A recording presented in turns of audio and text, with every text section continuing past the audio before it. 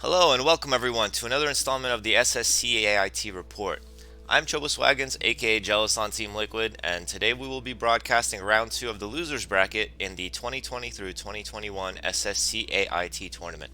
Last Sunday, Nightcat broadcasted round 2 of the winners bracket, in which Stardust toppled Krazio, Monster beat out Hao Pan, Banana Brain took out Marianne Deveka, and Purple Wave overcame Beta Star in a nail biter series. If you haven't seen these games, I do recommend you check them out. Today's matches are on your screen, and we will be starting with Beta Star against Dragon. So let's jump right into it. Starting on destination, we have Beta Star appearing at the 12 o'clock position, maybe 11, you could say, of Roadrunner. And oops, did not see him there. That's where he is. Dragon, he is spawning at the 8 o'clock position, 7 o'clock position of the same map, of course, as the Purple Terran. Dragon is a very powerful Terran player. And Beta Star, as we saw last week, is a very powerful Protoss. So this might be the heavyweight fight of the losers bracket. Interesting pathing here with the probe, demonstrating that there are some inconsistencies with the way that commands are understood by workers, depending on the mineral line. In some cases, yep, here we go, we see it again. Slight inefficiencies here, interesting to see. You rarely see this at the highest level of human play, but you do sometimes see it at the lower levels, and especially on older maps. In the meantime, Dragon going for a barracks deep behind in their base. I do remember that I questioned this decision earlier, and I found out that this is because they're trying to keep it a little bit safer. It takes longer for the probe to travel through here and attack the barracks or the Zerglings. In the meantime, it should be noted that Beta Star, interestingly enough, went for a 12 Nexus. I think this is one of the first times I've seen this build from a Protoss, and it is going into Gateway Gas. It's going to be interesting to see whether or not they're going to make a Zealot Pylon before Cybernetics Core. Excuse me. Zealot Pylon, of course, being the safer play, but also delays your Dragoon. And Dragon, I don't think it scouted this, but it's going for a Rax FE actually. So even though the 12 Nex is superior to the Rax FE, it's going to be comparable macro opportunities going into the mid game. It looks like it is going to be a Cybernetics Core before a Pylon. Let's pull up that production tab. Do we have a Zealot on the way? No, it's straight into Dragoon. SV finally scouts his opponent and notices the fact that it's on 2 bases. This probe really going to go for a third Nexus off of 1 Gateway Dragoon no range. Yes, indeed, that's what we're seeing here. Very greedy play. There are some timing attacks that could be attempted by Dragon to combat this, and we see Marines already coming forward. SCVs being pulled as well, but with 1 Dragoon out, will it be enough? No, the SCVs are not engaging. The Dragoon manages to hold them off. Both SCVs are not attacking, and the second Dragoon is out. The first Dragoon stays alive with shields regenerating. This is a big loss already for Dragon. If it had pulled more SCVs, there is definitely a possibility that it could have done some significant damage, placed a bunker here, and that would be the correct play against this situation. Now 1 Dragoon defending each Nexus, another one just had come out. In the response to this, we see a barracks and the barracks is still pumping is what I'm trying to say, and the factory is putting on its add-ons, standard stuff here. Engineering bay perhaps a little bit early. It's very unlikely that Protoss, having taken 3 bases, although of course we're not sure if Dragon had seen this. I think that maybe the SCV did go there. Anyway, what I'm trying to say is that it's unlikely for there to be any need for detection or anti-air at this point in the game, because of the heavy mineral investment and economy from Beta Star. So it's quite interesting to see that Dragon opts for a safe opening regardless. SCV is being pulled here. I'm not sure quite why. There is an SCV with gas here, maybe trying to delay any potential Dragoons to come out, but the Marines here should have been able to spot any Dragoons coming out in general. In fact, I think that this is a heavy overcommitment onto Marines. Given the failure earlier in the game to take out the Nexus, Marines become more and more irrelevant in TVP, unless of course we're going for some bio play, which I don't believe we are. There's no upgrade coming up in the engineering bay, and it looks like factories are being added now. Definitely way too late to punish this third base, and definitely way too late to hit any sort of timing to attack it.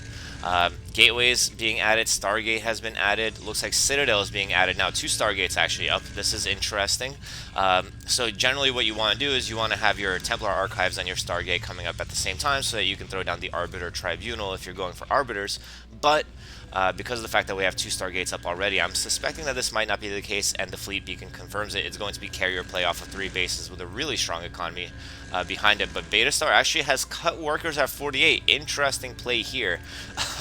This kind of reminds me of... Alright, well, I'll talk about that later because the push is coming in. It looks like they're kind of struggling with the bridges, not sure how to traverse them. The Marines not really helping out. There is quite a number of Zealots and Dragoons here. Actually, only 2 Dragoons, so this could be potentially devastating. 60 workers now for Dragon. The first 2 carriers are just over halfway done. And because of its hesitancy to push in, I don't think that Dragon's going to be able to push this down. More Dragoons pumping out now. There is quite a high number of gateways. Third base is being taken in the meantime. Armory being added. Dropship, interestingly enough.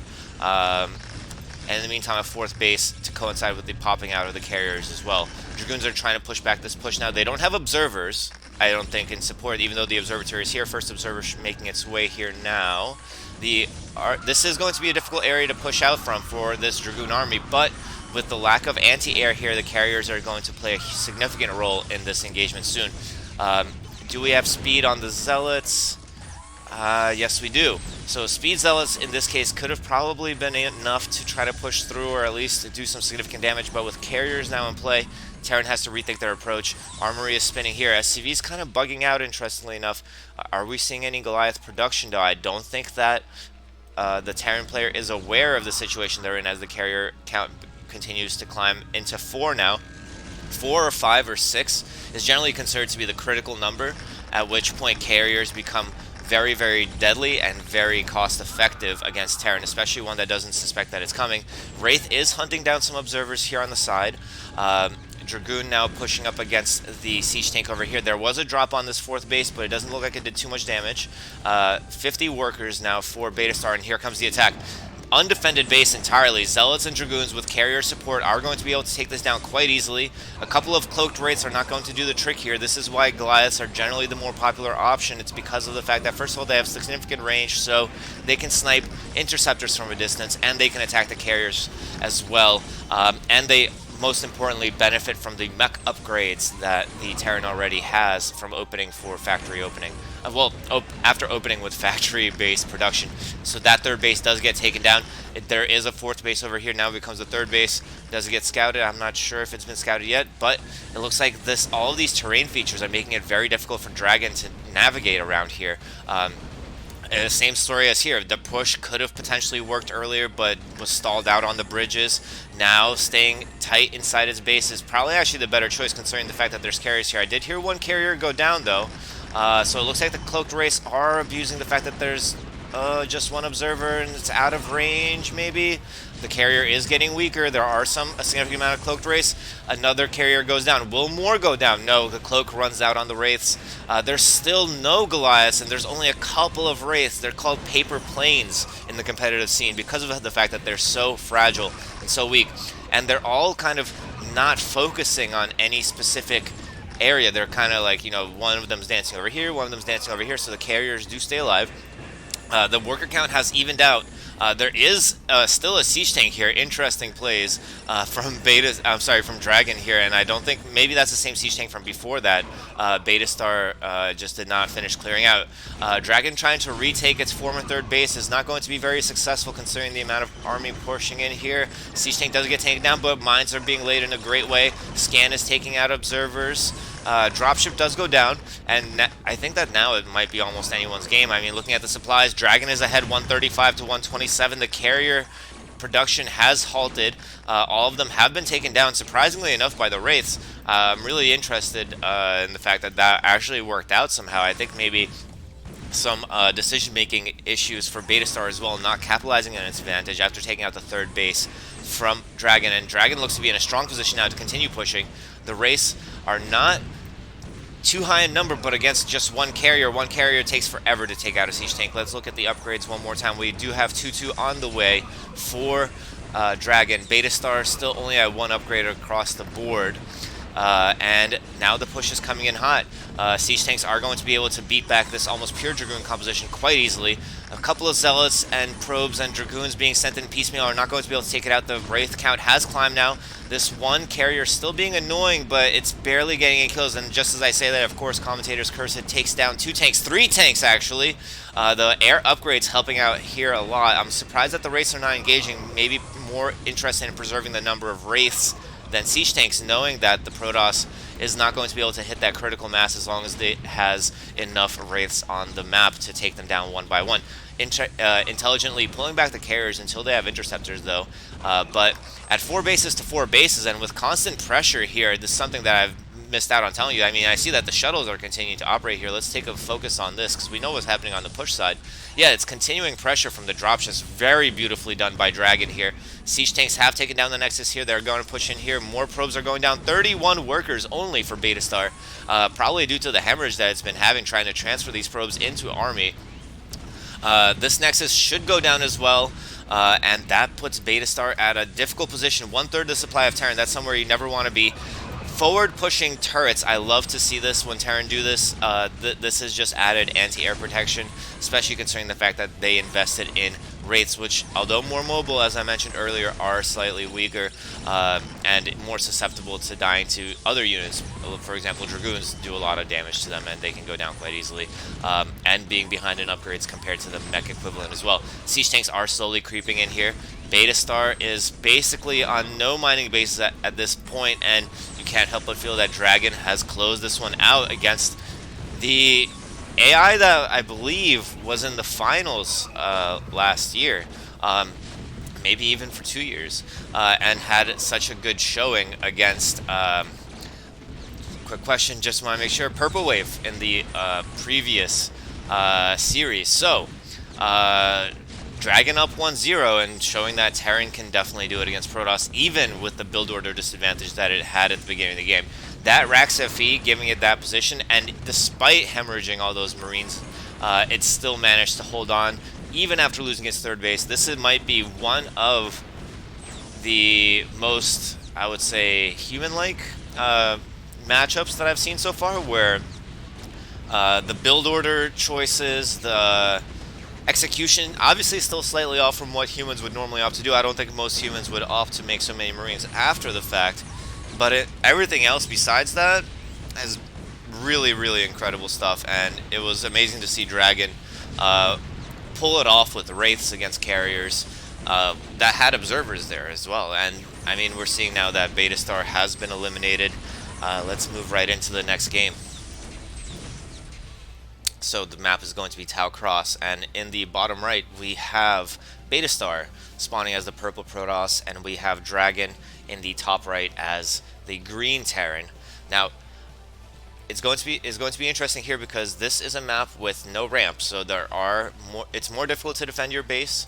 The choke is quite narrow at the front. It's possible to wall it with Terran, but note that the barracks would have to be positioned right around here, I believe, maybe here, and that would result in Marines popping out in the front way. However, I don't expect to see that from Dragon, even if they do go for a Rax FE. Bunker placed here with some SimCity and some blocking Marines does make Rax FE a viable option on this map. Should also be pointed out that there's a high ground behind the natural, so it'd be interesting to see if Dragon uses their dropship plays that we saw in the last game to try to pressure Beta Star's natural this way. Opening builds this game looks like it's going to be a very standard gateway gas from Beta Star, opting not to go for the 12 next that it did in the last game, perhaps recognizing that even though that this choke is tight, it is not just as effective as the 2 bridges are on Roadrunner in stalling out any pressure. Meanwhile, we see the back barracks yet again for Dragon. 1 Marine has been popped out. I imagine that it's going to be Rax FE. Yes, indeed it is. Gas should be coming up shortly thereafter. It looks like, I thought that actually that this this SCV glitched out to do another depot here. I actually think I would prefer to see gas before that, and bunker perhaps before that as well, considering the fact that it just now scouted the opposition's base. The Dragoon is going to be able to chase this SCV out and take it down, actually. The SCV, I think, gathered enough information based on the fact that there's a gas here to determine the fact that it is going to be a more standard, less greedy opening. So in this case, Rax FE is actually slightly favored as an opening. It's all going to depend on how much pressure Beta Star can do. And this is something that is easy to say as a human player. You know, you just kind of put your Dragoon right around here when range hits and you start pummeling the bunker, forcing repairs, forcing some of that economic advantage to go away.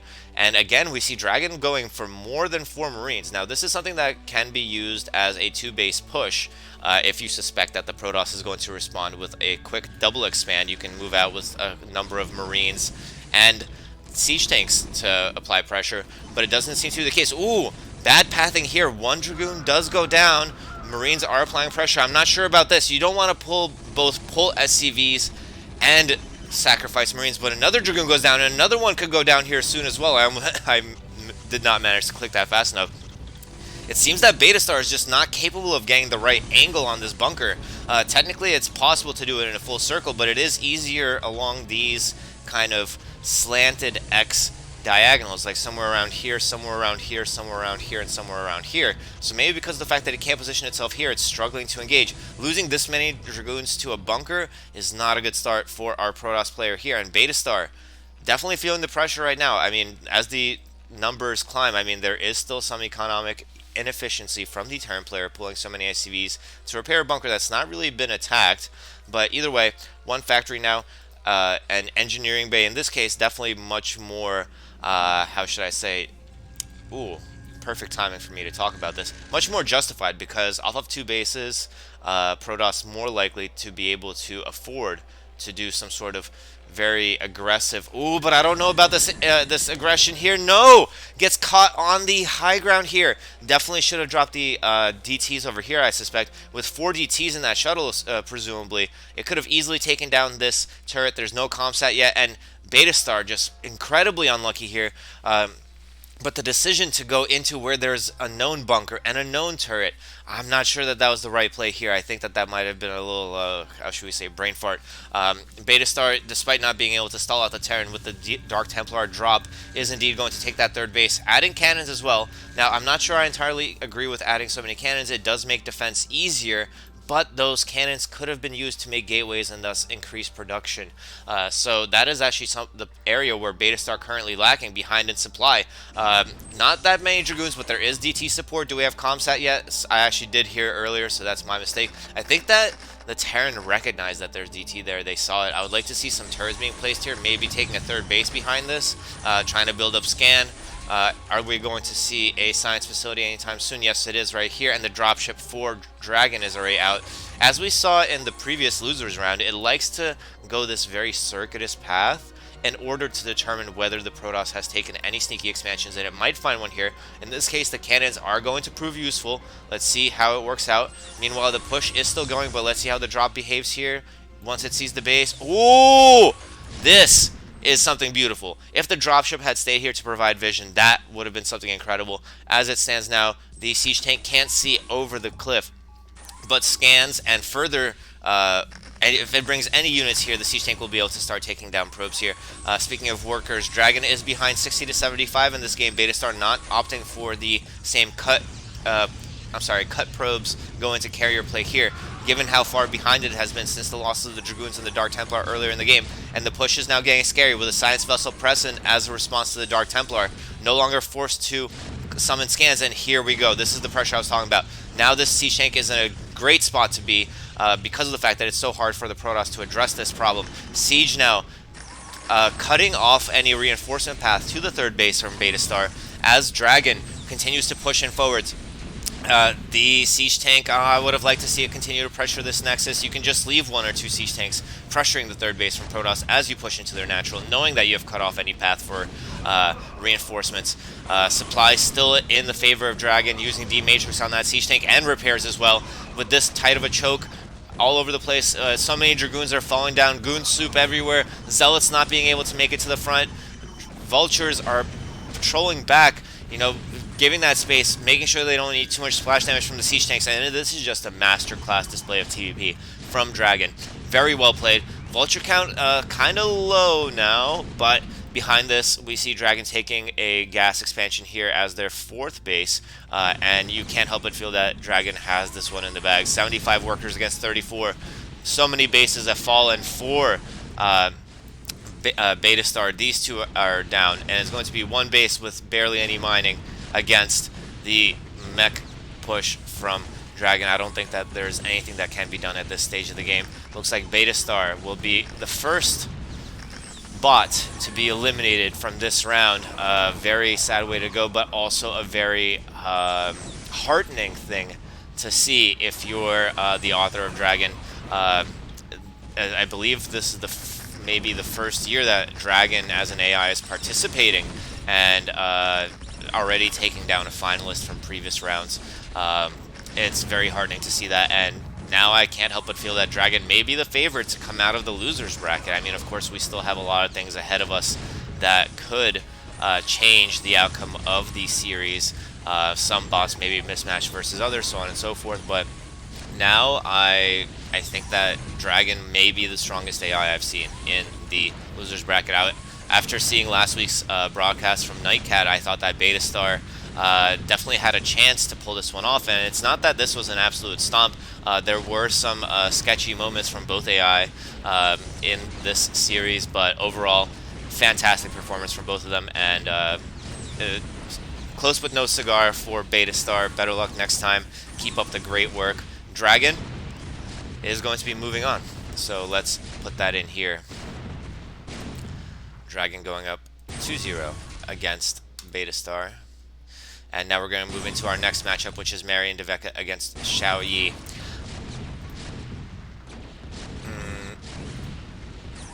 A little bit confused about this formatting. I'm guessing that can't be correct. Yeah, this is correct.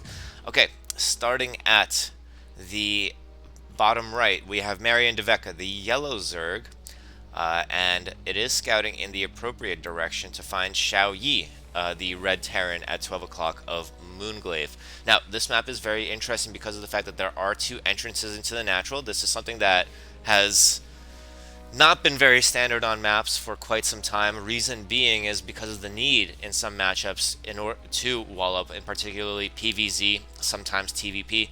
If you wall this area with your forge, gateway, so on and so forth, you don't have any defense here. However, walls, though slightly sloppy, are possible going down this way. In this matchup, of course, TVZ perhaps unlikely to see any sort of walling here, as we see a barracks coming up for Xiao Yi. As we know from previous broadcasts, Xiao Yi is a fan of going with vultures. Marion Deveka here taking its, looks like it was a 12 hatchery. Indeed it was. So we should be seeing an 11 pool following up at this. Meanwhile, SCV Scout just now coming out. Yes, and we were correct in predicting that Xiao Yi is going to go with a, looks like a factory after this. Sending out a second SCV Scout. Finds the drone coming into its base. Opts to go back and block it. Blocking the escape path perhaps here. Having successfully done so. SCV is going to scout that it's a quite passive 12 hatch opening, but with an earlier gas. This is earlier than you would expect to see gas already being mined, and is going to be able to see the layer as well. So we're going to be going into Marion Deveka's 2 hatch mutalisks. This sunken placement, pretty much perfect for blocking any vulture pressure. This marine, though, being kind of annoying here, attacking this overlord, does go down to the sunken, though. This might be the most ideal positioning of a sunken that I've seen so far from Marion Deveka in defending against the Xiao Yi vulture. The marines are still coming forward. One vulture is out. We should see a command center behind this soon. No, maybe? Nope, it's going to be a bunker, it seems like, just in case the frontal pressure from the marines and vultures does not prove successful. One interesting thing that it could do is send in the marines, take the first hit, and try to sneak the vulture past, but it looks like it's going to wait for 2 vultures to try to run by. The run by is complete. The drone did not manage to block in time, but it does not get taken down as well. The sunken here is in a quite good position as well, and it's actually going to take down the vultures without any economic damage done. This is not like some of the games that we've seen earlier in this tournament where the vultures have done a tremendous amount of damage. I believe the vultures should have been able to see this spire coming up as well. Unfortunately, the spire placed in such a way that it kind of breaks the mining pattern of the gas. This is something that Marion Deveka going for 2-hatch Mutalisk is not going to be happy about. You definitely can't afford to take a drone off of minerals in such a tight build, but you also can't, and therefore you can't afford to throw an extra one on gas as well. The vultures are going to be chased back by the Mutalisks, but despite the gas issue, it should be noted that there has been no damage done, and actually there's very little anti-air here. First Goliath just now coming out and getting taken down. Looks like Mutalisk might be able to take down this turret before it's completed. I would definitely have prioritized attacking that turret before it completes. I would be prioritizing repairing it too. Finally, repairs are coming in. This turret did a lot of damage to the Mutalisk that were trying to come in, and one Muta goes down. This is not a time when it can afford to lose Mutalisk count. 2 base Terran. Oh, and the repairs are just pummeling these Mutalisks. They're taking so much damage. Let me have them selected here so we can look at the damages of any ones that pop out towards the top. Repairs still continuing to do a lot of damage. I mean, a lot of SCVs have gone down, but the worker count is still in Xiaoyi's favor, although it should be noted that like 5 or 6 of them are idle due to the repairs. So perhaps not so terrible. Let's look at the army count here. 8 Mutalisks, 2 just went down, but with 2 Mutalisks, and there doesn't seem to be actually enough workers producing Goliaths. It looks like Marion may be able to just pull this off. The mineral count for Xiaoyi is very low. It doesn't lose that turret. One last turret in the mineral line. So many idle SCVs. Ah, man. It looks like the Mutalisks might be able to do it, but now we're back down to 9 Mutalisks yet again. Will there be a hold here? Will the Mutalisks be able to come out on top? Another Mutalisk go down. Still hovering around that 9, 10, but still no Goliath production whatsoever from Xiaoyi. And with no Goliath production, with so much hemorrhaging of minerals in terms of needing to repair this, it looks like the inability to do damage with the early Marines that it sacrificed, with the early Vultures that it sacrificed in the main base of Marion are going to prove fatal for Xiaoyi here, and Marion Deveka will most likely come out on top here. Now taking down the armory, even forcing the only anti-air option to be solitary Marines and the few Goliaths that could potentially make their way on the map. Definitely not enough. No, it's actually going to be still Vultures. Interesting. The Vultures have been continuing to try to run in, even though they were not able to do so earlier. They have laid mines as well. Interesting choice, perhaps not recognizing just how dire of a need it was in terms of minerals. It needed to produce more SCVs, it needed to produce Goliaths, it needed to repair the turrets, yet it still somehow found the time to get the mine tech, which I don't believe is a good answer. However, Marion kind of idling here on top of this factory. It's not exactly going to give Xiaoyi a chance, considering the fact that it's on 3 SCVs. It looks like another SCV is going to go down. This might be the penultimate SCV to go down in this game. 200 minerals have been banked up, but no SCV production. And it seems that, to me, this game is more or less over, as Marion Deveka has taken that 3rd base, is adding hatcheries. It doesn't really need to go for anything else. Oh, hello, SCV. I didn't know you were still here. It looks like that might be that last worker that we're talking about. So I think it's without question that Marion Deveka is going to win this game, is going to close out this series here. Opting not to engage, though. I think we can spend a little bit more time following these Mutalisks and seeing what they decide to do here. Looks like they're going to opt to take out the Vultures and mines. No, maybe thinking better of it. Perhaps confused as to what is going on. The Vultures decide to head home, are going to get taken down piecemeal. SCV is now being produced again. Okay, I'm glad I didn't leave this game. I mean, I think we know the results, but it's interesting to see how the AI is behaving here. Maybe the Zerg just finally now recognizing the fact that there is a base here because of the bunker. More Mutalisks being made on the way. I'm interested to see if it got any upgrades. No. Would it be under research? No. And now we finally see the engagement. Looks like this will be the final breaths of Xiaoyi. 1 SCV here.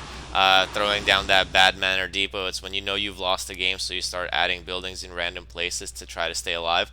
Throws down another depot.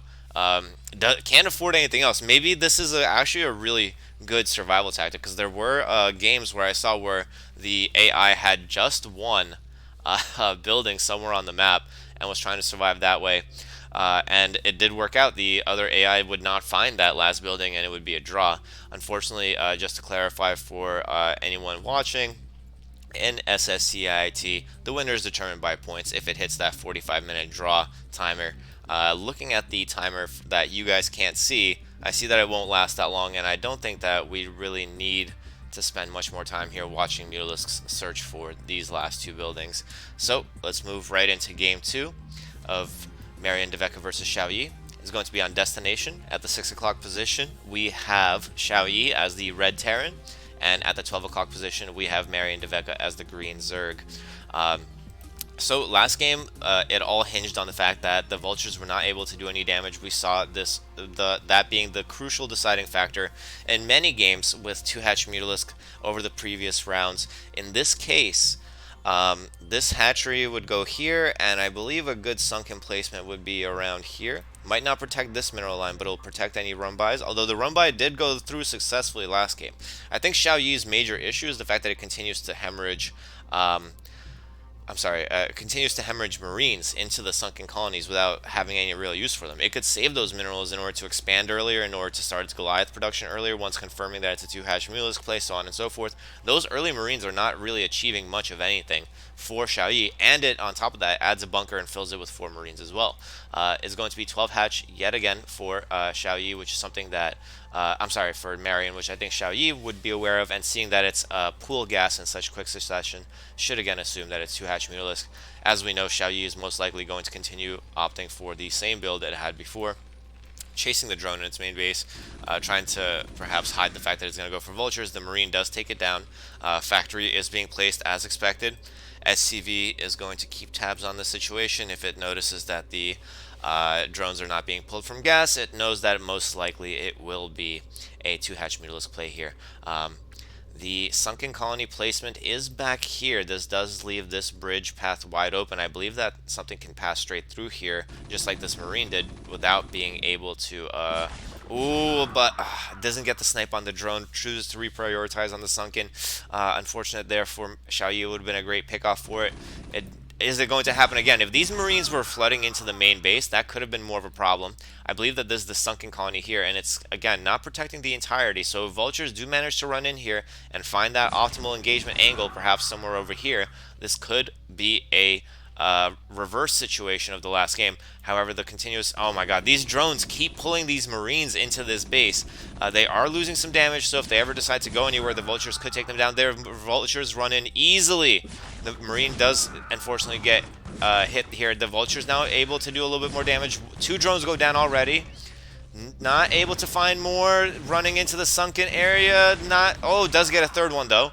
This is actually huge. Look at the economy from Marian Deveka with 21 workers. 3 workers was what, like 12% of their economy, so that will slow down the Mutalisk production quite a bit, I think. Marines keep coming in here and dying. You see, all of these resources that were spent on Marines, spent on vultures, are going to be, crucially needed in repairing these turrets, in producing Goliaths. Could have had 2 factories by now, for example. Armory could have been started earlier. Expansion could have been up earlier, but because of the hemorrhaging minerals, and now the vultures are practically useless, especially when they're just running from the Mutalisks. Let's look at the army count now. We are at 6 Mutalisks finally, a bit later than wanted to because of the losses incurred, but turret placements are placed quite nicely. Is there going to be adequate repairs? The Mutalisks thinking better of that engagement, seeing the placement of the turrets. May still come in here to try to take down some units. Do take down a Marine, take down another SCV. First Goliath is again out right as the Mutalisks arrive. So again, the delays were equal basically on both sides because of the overcommitment. And now, with the factory denied here, the Goliath production is going to be halved again. And we see a lot of idle workers trying to repair these turrets. There are 12 mutas, though, now. 12 is more than we saw at almost any point in the last game while there was still active fighting going on. 13 now for Marian Deveka. Interesting. Perhaps not losing quite as many early on in its engagements against these turrets. Repairs continuing. Worker count for Xiaoyi is going down consistently. 23 workers, lots of idles here. So many being pulled back and forth in an attempt to repair. No Goliath production. And I think that due to the hemorrhaging of minerals, I feels like Marian Deveka should be able to pull this out. No more SCVs here to repair. It's going to be a 1-base Terran without the ability to continue producing anti-air. SCVs are going to continue to fly in here. Only 11 left on the map. And I think it's quite safe to say that Marian Deveka is going to move on to the next stage of the game. Next stage of the losers bracket, rather. And again with the mine option here, I mean, yes, mines are useful against Zergling plays, but considering the heavy losses that I incurred, I would have been rushing to get that anti-air as soon as possible, seeing that it's 2-hatch Mutalisk. Perhaps due to Xiaoyi not having been updated in a little bit, maybe not as familiar with bots going for this quite popular modern 2-hatch Mutalisk play. I mean, obviously it has existed for a long time, but it has become the de facto choice in ZBT just maybe in the past year or two, following the transition from 3-hatch Muta to 2.5-hatch Muta, and now finally we're seeing a lot of 2-hatch Mutalisk plays. A lot of notable tournament results because of that. KSL 4, I believe, is one of those that you can check out. It's a great series. No, KSL 4 was Rain versus Light. Either way, it looks like Xiaoyi is going to go down here, and we can freely add that score to the map, to the bracket rather. Xiaoyi is knocked out. Better luck next time. Hope to see some updates. Next, we're going to go into Hao Pan versus Ironbot, which is going to be a TVT in the losers bracket. And it's again going to be destination. At the 6 o'clock base, we have Ironbot spawning as the light blue Terran, and at 12 o'clock we have Hao Pan spawning as the red Terran. Now, TVT, perhaps one of my least favorite matchups to watch in general for human players. Because of the fact that it can be so stalematey, it can be so slow. At the pro gamer level, it can be quite interesting. And it looks like Hao Pan's not interested in playing a long TVT either, going for a proxy barracks already.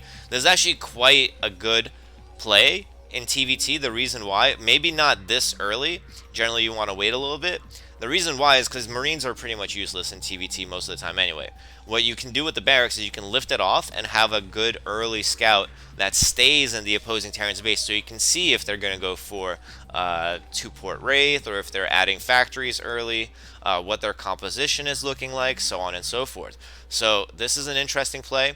Might confuse the opponent as well. The scout has not yet arrived. Yes, here it is. More SCVs being sent forward. 1 Marine, 1 SCV. Is it going to be a bunker play? And notably, this is before the barracks has finished almost from the opponent. It looks like it is indeed going to be a bunker.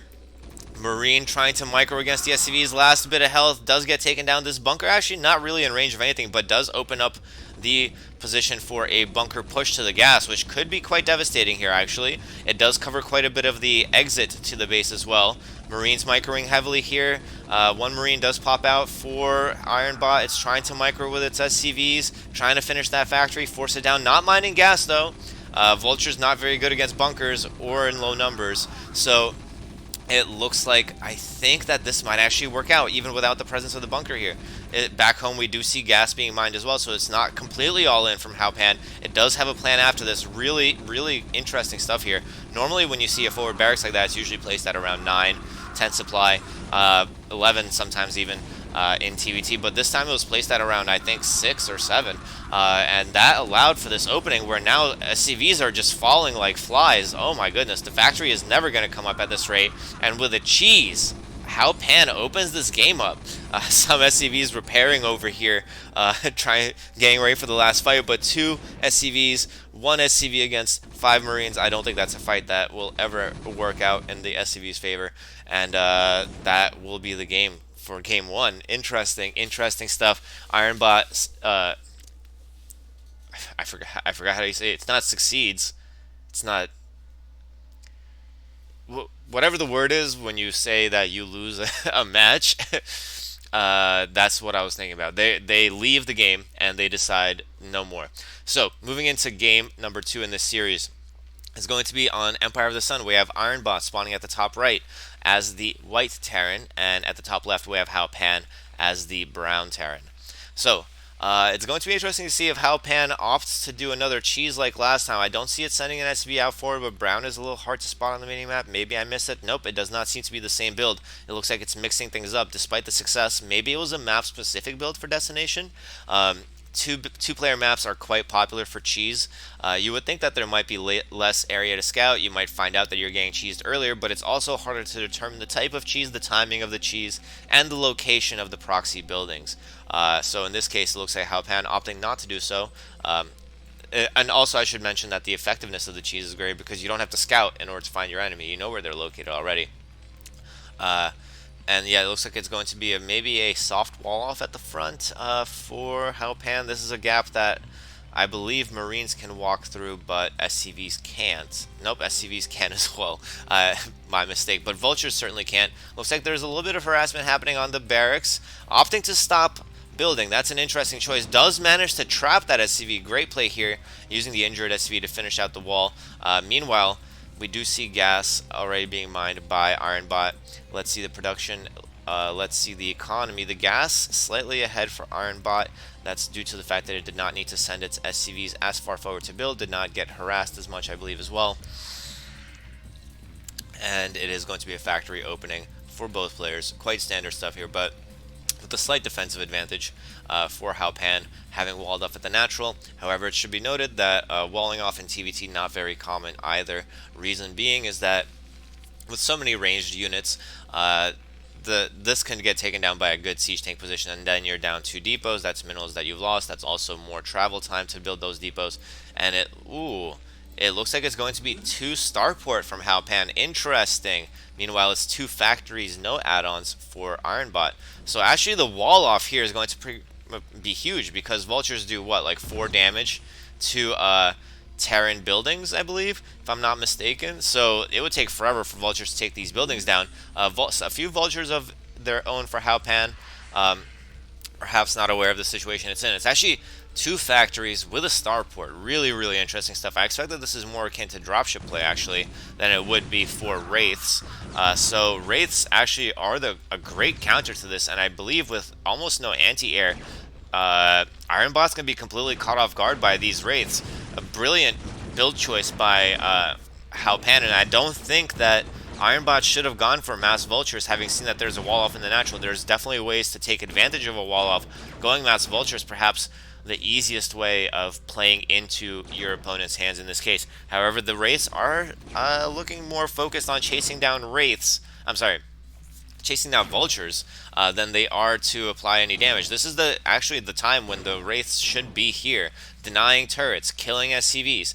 These Vultures are not going to do anything to you at home. You can repair these buildings, if you need to. 1 siege tank is enough to hold off numerous Vultures at the front. The Vultures do arrive here. It looks like they're not even actually going to engage yet. There is quite a number of them, though, it should be noted.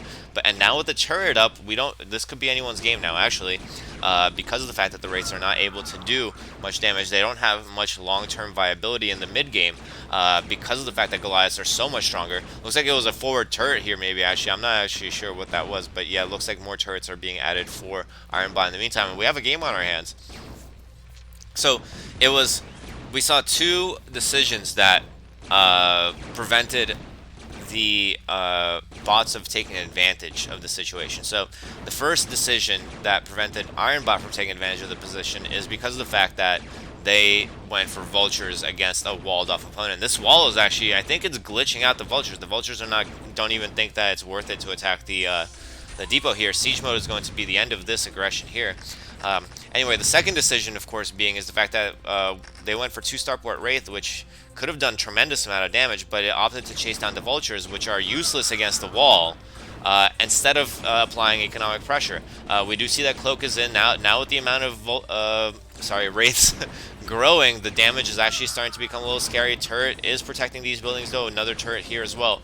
But as the count climbs, it's quite possible that there will soon be enough to start taking out turrets as well. Engineering bay under pressure. And these Vultures keep piling up here without actually trying to engage. Oh no! This could be a fatal mistake, lifting off the barracks. Thankfully, it happened once there was already so many Vultures and a siege tank already behind here. But any earlier, and that could have been a lot of SCV deaths. Definite economic advantage for Haupan at almost double the workers, having taken this natural earlier. Wraiths continue to apply pressure, have not yet taken down any more buildings from the looks of it. Number still continues to climb. This depot is under pressure. Vultures now arriving.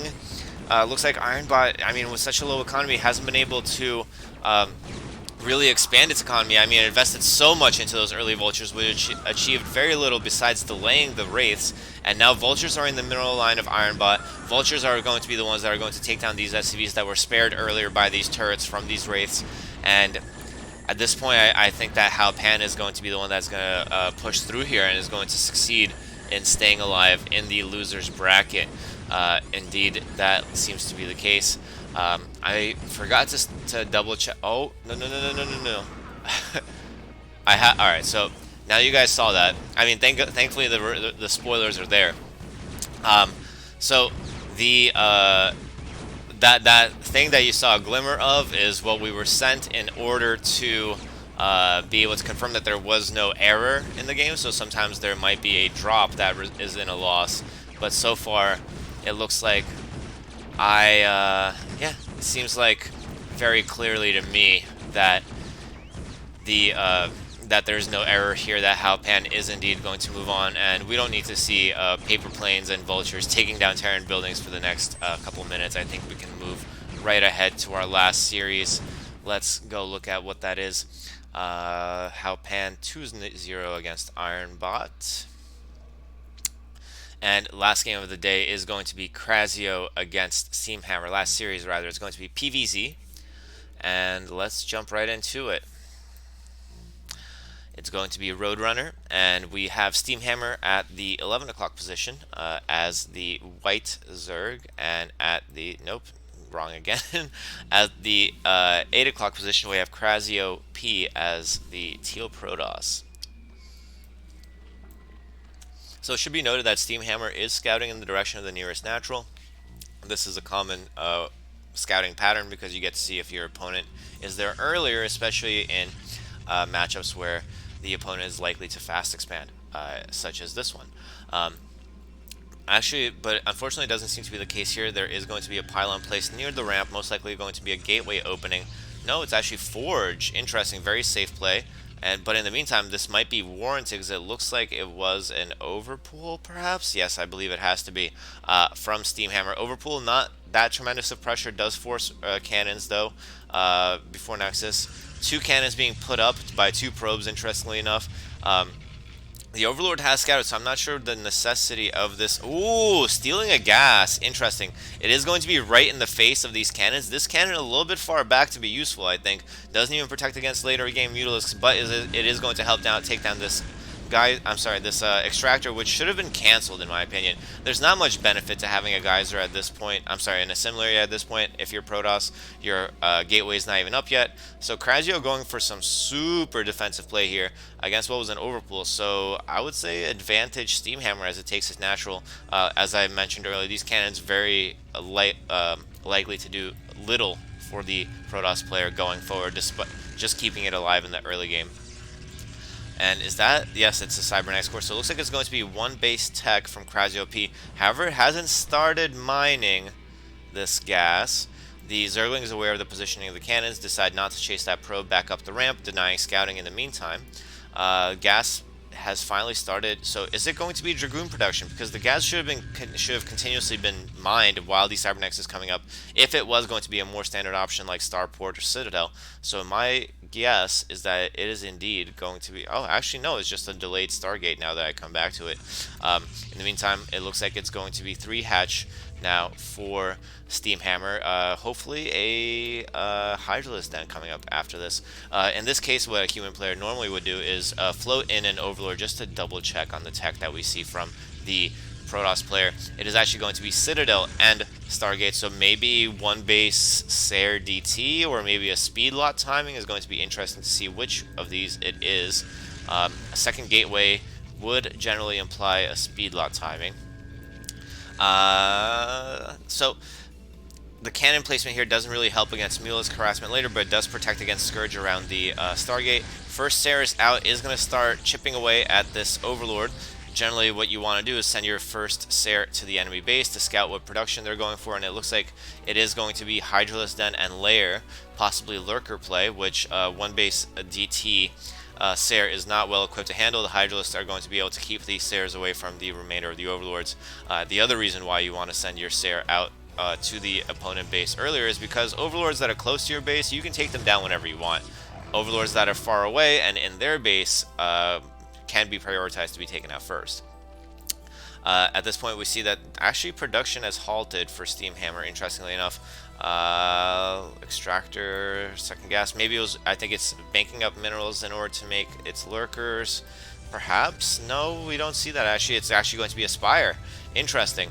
Trying to keep the Protoss on his toes, switching up techs. The first two DTs are out with no Overlord presence here having been taken out. I guess that was the reasoning why the closer one was taken out first. DT is going to chop up these Zerglings quite quickly, and now Steamhammer is forced to retreat as Krasio takes its natural base, placing what is a cannon at the front of its base. Nice stuff. DT is continuing to do damage. These Zerglings should know that they should not be here at this point, and should also be avoiding these DTs as we see here, but I guess they were maybe getting caught on each other, caught on the features of the map, so a lot of them did go down. Keep in mind that every couple of Zerglings that you lose, that is one more drone you could have had, and especially when they're not doing much of anything. So this timing attack actually might be damaging here. It's only speed, no +1. Hydralisk count is not there. We actually did. I don't think we saw the lurker upgrade even. It was like some weird 3-base Hydra with Sair, but that's actually, I mean, not Sair, Spire, but that's actually quite a decent response to. Wait, what is getting attacked? Wait, how many drones went down there? 18 workers for Steamhammer? It seems like a lot of drones went down for very little reason here, actually. Maybe it was cutting as well. Scourge are out here trying to take down these Sairs. The Sairs are microwing away nicely, pulling away, flying away. But yeah, what I was going to say is that that had potential to do a lot of damage. The Hydralisk did manage to hold off the army, but that one Zealot, these Zealots in the base, for some reason they're still here. They're still doing damage. They're forcing the drones to pull away, hurting the economy of these Zerg players. Zerg is trying to climb back up with 23, but at this point, Krasio already on 3 base. Clearly some suspect expansion pattern here, unfortunately. Look at 2 probes mining gas, 3 probes mining gas. There was a recent Artosis broadcast where he was casting FFAs, and there was a guy, so they play on maps that are like really suboptimal, like where you may have to travel this far to mine your gas, and the guy still put only 3 probes on it. And he's like, what are you, a bot? You know, like you got told to put 3 probes on gas and that's what you do. And it was meant to be an insult to a human being, but we have clearly seen throughout this tournament that AI are capable of things that humans could never even dream of. For example, running away with each Scourge individually from 2... with each Sair from 2 Scourge individually, consistently. And Krasio taking its advantage home with it because of the fact that it's moving up to 5 bases now. Scourge still trying to take off these Corsair that are constantly scouting its opponent's base. And despite all this, I mean, the army supply is only 32, but it's, oh my goodness, carriers. There's absolutely no way that, what's called, I mean, actually now that I say that, Defiler is out, but with only 7.5 army supply, I don't think that there's a chance for Steamhammer to hold this. There are only a couple of Hydralisks. The Defiler with some good Plague or Swarm play could maybe do the trick, but it is going to be a lot of carriers very soon. 75 workers, basically the ideal number for a late game economy in PvZ. And I mean, Scourge are out on the map, and the Sair number isn't too high, but as the carrier numbers will climb, I believe that this might become very dangerous. And it looks like Steamhammer is going for all the techs. It's getting Ultralisks, it's throwing down more hatcheries for macro. It, interestingly enough, took this base. I believe it had to use dropship in order to get there. Actually, no, maybe it snuck in somehow. Is there drop tech? Drop tech would be interesting. But we finally see the carriers engaging. Are the Scourge going to be opting to attack the carriers? Looks like they did. They did not look to target the interceptors, which the AI does. Oh, that carrier goes down. This one's really badly hurt. But so much economy is being burrowed right now, and with only 3 bases, well, almost 4, against the 6 base Protoss, I don't think that you can afford to lose that. Parasite going down on the carrier here to make sure that the Zerg is aware of its movements at all times. You generally want to keep that carrier alive for last if you can afford to. Scourge continuing to fly in. All of these carriers are like quite hurt, but there's more and more of them coming from these numerous Stargates in the main base of the Protoss. Almost maxed out now, and you can't help but feel that Krazio P is going to lock this one down with a really, really unorthodox opening. You know, 3 cannons into 1 base, delayed Stargate, Citadel, Zealot with no +1 timing attack, getting backed out. I mean, I'm really not sure where Steamhammer really went wrong. Maybe it was losing all those Zerglings to the DT. It would have been very helpful to have those in defense at its natural when the timing attack came in. But actually, yeah, I think that could have been a factor there. Yeah, maybe more Hydra production, delaying layer a little bit, but generally you don't want to delay layer against a 1-base Protoss tech build because of the fact that you're not aware what they're going for. You do want to have the option of adding Spire. You do want to have that Overlord speed for detection. So maybe just inefficiency, general inefficiencies in its build, production, etc. The Hydralisk count was never that impressive to me, and maybe it all does go back to that early investment in all those Zerglings. After the first 6 Lings, it maybe should not have gone for that. And maybe if we go back even further, if it had kept that Overlord inside the main base of the Protoss, I'm sorry, to see what tech it was going for, it wouldn't have made all those Zerglings, which costed all that larva, which put it behind economically against a Protoss who should have been behind more economically. But I've ranted on long enough. Let's go into the next game. Krazio versus Steamhammer. Game 2. Krazio is going to be on the bottom right of Empire of the Sun as the blue Protoss, and across the map is going to be Steamhammer at the top left as the yellow Zerg. In this case, again, scouting towards the natural base of where it hopes the Protoss would be. Again, this is good for expansion, but Krazio P seems very content to go for very, very passive play, trying to hold off this tighter choke with earlier cannons than normal. Let's see if it's going to be Steamhammer going for another overpool again. We do see the Overlord on the way. We should see the pool being placed down now. Yes, indeed, that's what we see. And the scouting drone coming out at the same time. Very standard stuff, really. Yep, and it's going to scout in the opposite direction of the Overlord, so you can scout 2 bases at once. Great stuff. And it's actually going to check them. Oh, it's actually going to go diagonal. Interesting. I like this option. Should arrive right at the same time as the Overlord to confirm. Is going to see that there's 2 cannons here at the front here again. Is it going to try to steal the gas again? See, that's something I forgot about in my analysis. I think that this might be a waste of resources here. There's really not much benefit in the situation, especially after seeing a forged 2-cannon opening. However, this time I don't believe the cannons are all in range here. This is the gateway being placed down. No, there's nothing going to be in range. So in this case, it actually might work out might actually work out better. The cannon earlier having helped out a lot in taking down this gas and forcing 2 probes to be pulled here. Zerglings are not going to be able to do any pressure here, but they should be able to deny this scout with proper micro. Nope, not trying to go for it. Oh, the probe decides the better of it after taking so many hits. Should be noted that the Zerglings are doing a good job of running and attacking at the same time. Zerglings not going to be able to come in here. The gas finally does get taken down. Cybernetics core is thrown down right after that. And it looks like it didn't actually slow down the tech all that much from Krazio. More Zerglings to be made. See, this is the area that concerns me, because at this point, you would assume, as if you were a human player, that there's no way that the Protoss could have production necessary to rival, this many Zerglings. A lot of damage being done to the Zealots to the core health, which is something you never want to see as Protoss with 1 base. The production, of course, hurting badly. Another cannon being thrown down, maybe in response to the Zergling count, perhaps. So definitely, I would say, advantage Steamhammer here yet again. Stargate again coming down a little bit later than maybe it could be. Let's see the response. Ooh, this looks like this is a faster layer for sure than previous game. It's 2-hatch layer here with a Hydralisk Den. Hydralisk Den perhaps a little bit too early, to be honest with you. You wanted to start at around half the health of the layer in order for them to finish at the same time. Are we getting Lurker upgrade? No, we're getting Hydra upgrades. See, this is maybe why it was so far behind earlier. Well, not so far, but in the previous game, why it was behind.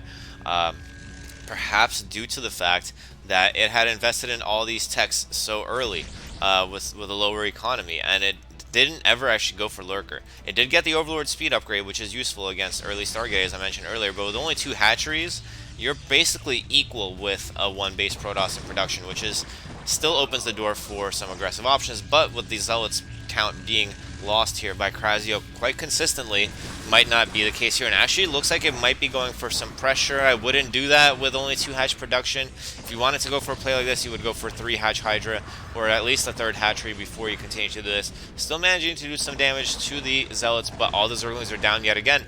It looks like Krasio is thinking about expanding, but with just 3 Zealots and a couple of cannons, it should not be possible. With good micro, these Hydras should prevent an expansion attempt. Zealot count is quite low. Templar Archives has completed. Should be seeing a Dark Templar soon. Yes, it is. It's on the way now. Overlord Speed is complete, though. Aspire is up as well. So are we going to be... No. Yeah. Sorry, that was not very good casting there. I was going to ask, are we going to see the Hydras continue pressuring against the Dark Templar, or are they going to run away? No, they're taking a lot of hits from the Dark Templar. The Dark Templar are worth their weight in gold in this position, and the expansion looks like it's going to get started here. The Overlord's seemingly too scared to go forward because there were Sayers. The Overlords could have been here a long time ago with the speed upgrade being so early. 2 Hydras do go down before the Overlord arrives, and that is big. Again, with only 2 hatches of production, finally adding a 3rd one here, you can't produce enough Hydralisks to afford to lose them like that. However, by the same token, Krasio can't afford to lose these Dark Templar and doesn't have Storm yet, doesn't have cannons here at all. So this expansion might get denied. And it looks like some pressure might be forthcoming. Don't want to overextend, though. The Dark Templar are still here. They do 40 damage per slice. They can still do a lot of damage. The Sayers arrive, trying to apply pressure to the Overlords. Both of them have very low health. And it looks like a sneaky 3rd base was attempted by Krasio at the same time. This is very similar to the last game, where as soon as it finally achieved those Dark Templar numbers, it starts to try to take over the whole map. 3rd base on the way for Steamhammer as well. Let's look at this engagement in the middle. The Dark Templars are doing so much damage. The Overlords are gone. Ooh.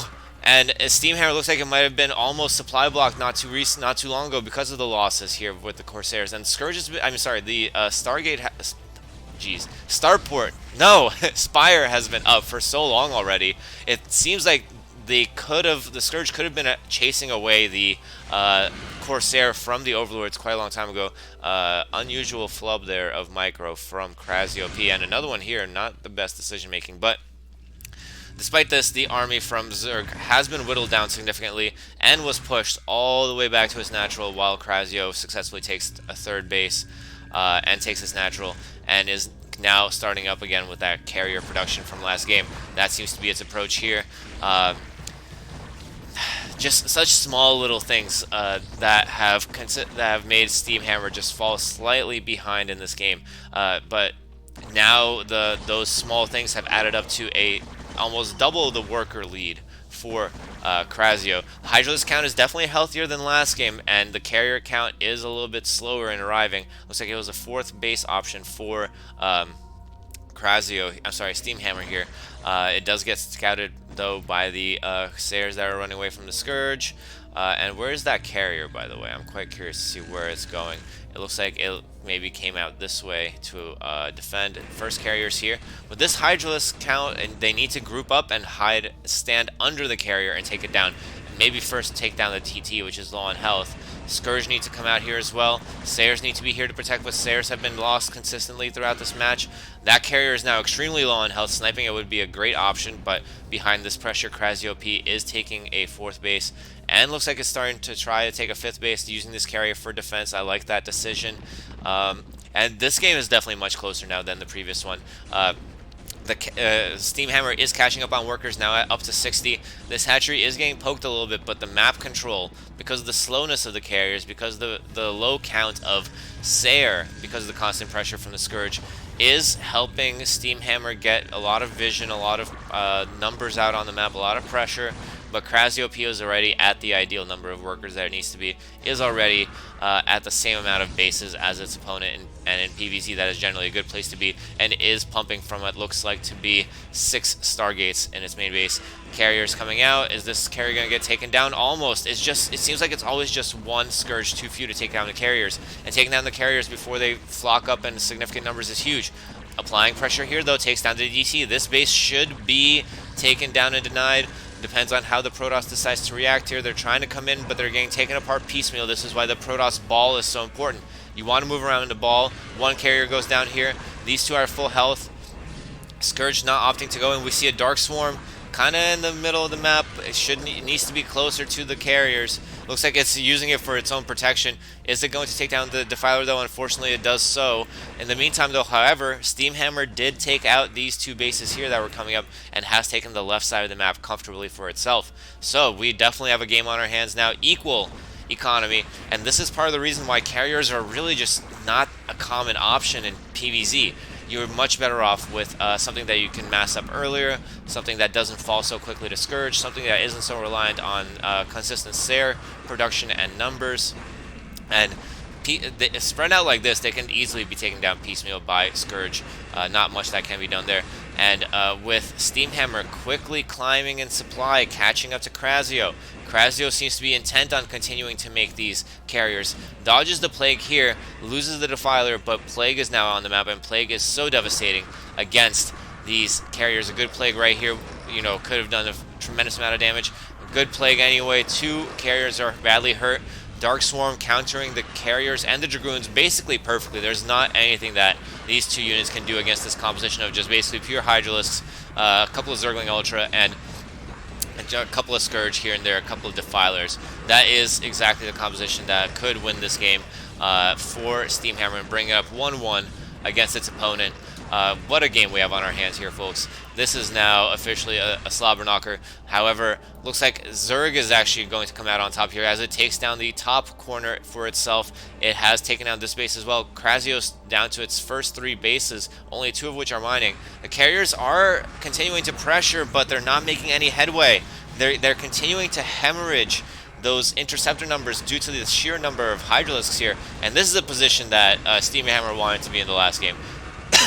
Excuse me.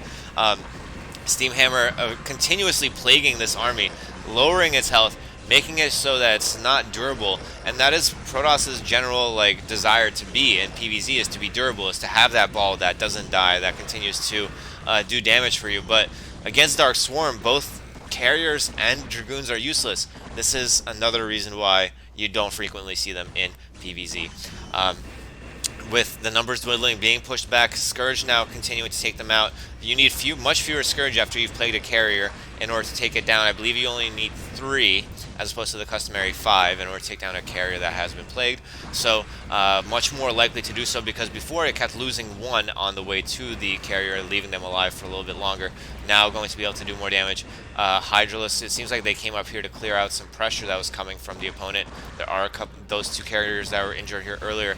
Krazio desperately trying to take this as their 4th base, but it's not going to happen. It has been found. The Hydralisks immediately come to apply pressure here. Scourge almost taking... earlier I was saying that it would happen. Yeah, finally taking down that carrier. And I think that Krazio P is running out of options. A lot of consumes there for what I thought should have been a Dark Swarm to defend itself, but did not go through. Now the 3rd base is going down. Krazio P down to only 2 mineral patches in its natural end. This has to be GG. 75 workers, that magic number for Steamhammer here. 108 in the army. Nothing left to speak of really for Krazio besides the few carriers it has remaining. Only 1 mineral. As the interceptors go down, as the carriers go down, there's not going to be anything left to defend the last base of Krazio. And we have our 1-1 on our hands. This is going to be a fantastic series. I did confirm the results. There's not going to be any drops. We don't need to stand here and watch this AI, I believe, try to get through this hole a couple of Zerglings at a time. Let's move right into the last game, and it is going to be Krazio versus Steamhammer for Game 3 for elimination in Losers Round 2. It's going to be Heartbreak Ridge. Steamhammer spawning as the white Zerg on the right-hand side of the map, and Krazio P spawning as the teal Zerg on the left-hand side of the map. So, having seen those 2 games, I want to see 1s in chat if you think that is going to be Krazio's game, and I want to see 2s in chat if you think it's going to be Steamhammer's game. Let's have a vote. 1 for Krazio, 2 for Steamhammer. I'm going to give it 5 seconds because I'm going to announce my opinion after that.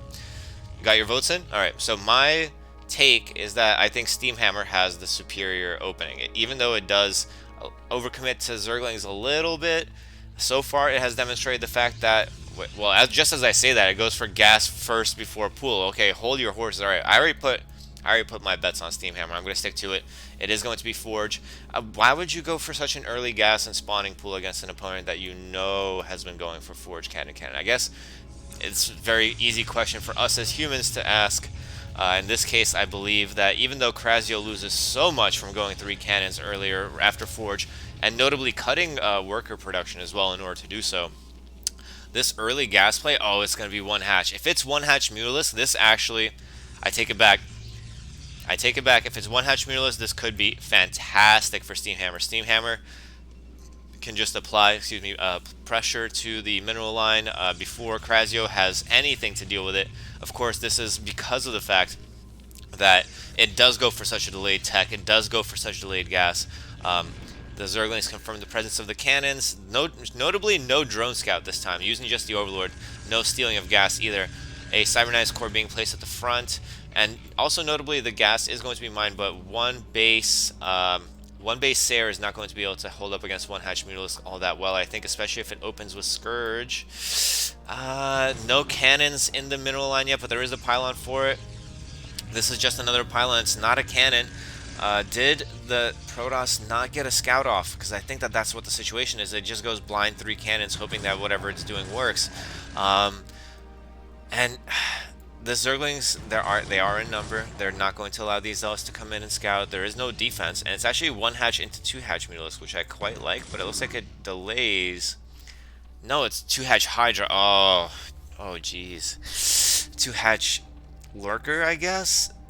What's the upgrades? No, it's going into the same Hydralisk play. Oh my, I'm so confused. I don't know anything, it looks like. I don't understand anything about AI. It looks like it's going to be much more similar to the game we had earlier, game 2, but with an even more aggressive layer timing, which I simply don't understand it. Why would you go for such an aggressive layer if you're not going for some sort of early tech options, such as going for one hatch Muta, which I think could have easily won this game, or one hatch Lurker, which could have at least contained the Protoss to one base for a significant amount of time after they go for the Sayer opening.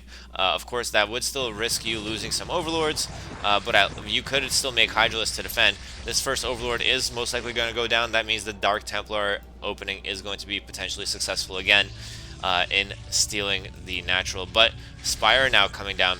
And this might be what it comes down to, is that this one base opening forces Steamhammer to react quickly without having the workers to do so. 11 workers versus 31. This is how Krasio gets that early mid-game advantage, that ability to apply pressure. The Sayers, of course, doing a lot of damage as well. And because of the low economy, speed has not been researched this time around. So actually, Krasio flipping the script a little bit here. The Dark Templar are pushing back the Zerglings yet again. It looks like the Nexus is going to be coming down shortly. 730 minerals in the bank. Sayer are continuing to apply pressure. Are they going to take down this Overlord? No. The Scourge, not sure which one to chase. The Sayer doing a great job, as only AI can, of running back and forth. Zerglings are still being hemorrhaged here. Is that a pylon? Yeah, it's a pylon. We still don't see a Nexus from Krasio. Is this a Fleet Beacon? No, it's a second Stargate. Interesting. Again, second Stargate before Fleet Beacon, I'm not sure I agree with that decision in any way, shape, or form.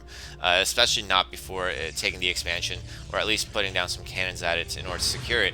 It's giving some more breathing room for Steamhammer, but as I say that, the Dark Templar are here in the natural. They're starting to take down base. They took down a drone. They cost another drone here because they took down the colony before it could morph. And now this one base Zealot DT opening shows its strength. This is where it works. It's when Zerg try to go into way too many options at the same time. They try to get both Hydra upgrades and Spire and Fast Layer all off of one base and 11 drones. And this is, I guess, this is what Krasio P beats with this kind of opening. It doesn't die to any early Zerglings. That's the explanation for the 3 cannons. And it beats out any Zerg that stretches themselves too thin and doesn't get a significant massive army. The DTs punish any bad engagement AI from Zerglings and Hydralisks, which we did see earlier, the Zerglings not quite being able to run away. And for those of you who voted Krasio, congratulations, you win out. I have learned that I still to this day don't understand anything about AI, but it is so interesting to watch to me.